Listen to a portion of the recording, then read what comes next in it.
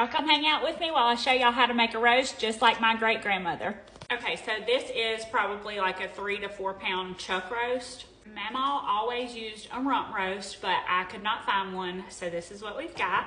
We're just gonna take our knife and cut slits all over it.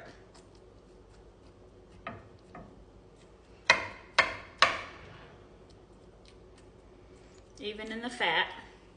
Make sure to do both sides. All right, now I've taken like 3 cloves of garlic and I just cut them into little slivers, just like this. Now I'm just gonna take each sliver and put it down into my slits. Just try to get them down in there as best you can. Doesn't have to be perfect.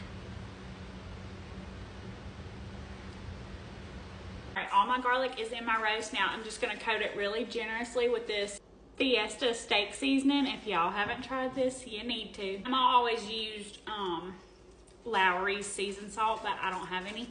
And she probably used it because she didn't have this. All right, so we're just gonna coat it really well on both sides and then pat it in. This is what we're looking like. Now I'm just gonna take some all-purpose flour and sprinkle it on there. Take it and pat it in real good all over the roast.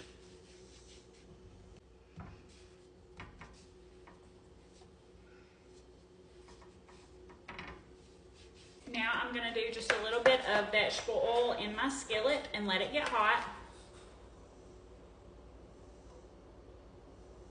Okay, my oil is hot, so I'm just gonna take my roast and put it down into my skillet. We're just gonna sear the roast really good on both sides. And when I say sear really well, this is the type of crust I'm talking about. And if y'all wanna know why we sear it, it is because it holds in all the flavors better.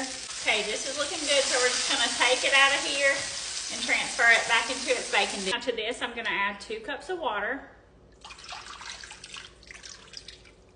Lid on, and then into a 325-degree oven for about 2 hours, and then we'll check it. Okay, so this is it after 2.5 hours on 325.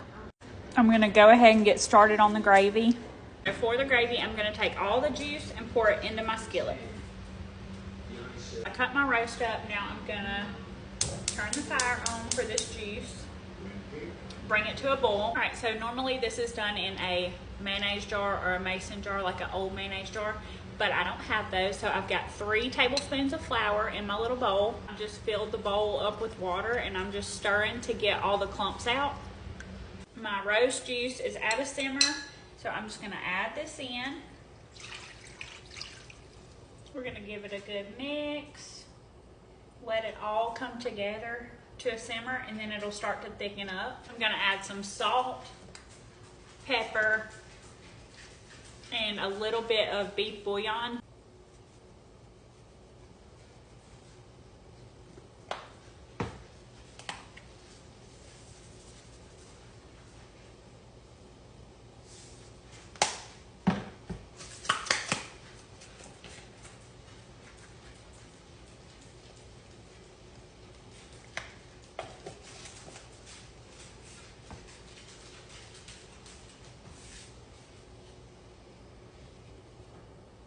I'll see how this is all boiling together. So now we're just gonna turn it on low and let it do its thing until it's thick enough where we like it. So here is the gravy. Obviously, if you want it thicker, just add more flour. You can make a roux and then add the juice if you'd like. This is just like an easy way, and it's how Mama and then my mom always did it. P.S. If I wanted it thicker, I would have made it thicker. So those of you that like super thick gravy, you do not have to stop at this consistency. Eat it how you like it.